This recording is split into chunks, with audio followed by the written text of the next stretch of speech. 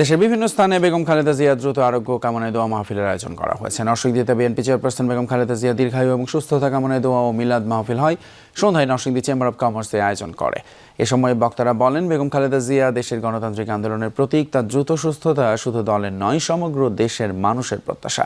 মিলাদ মাহফিলে বেগম খালেদা জিয়ার দ্রুত আরোগ্য, নেক হায়াত এবং দীর্ঘায়ুর জন্য দোয়া করা হয়।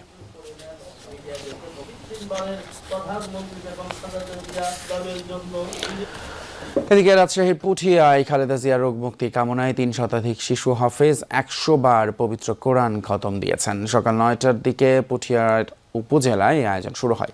উপজেলার ২৫টি হাফেজা মাদ্রাসা এবং এতিমখানা থেকে শিশুরা অংশ নেন। এই সময় দেশনেত্রী হায়াত বৃদ্ধি এবং সুস্থতা কামনায় দোয়া করা হয়।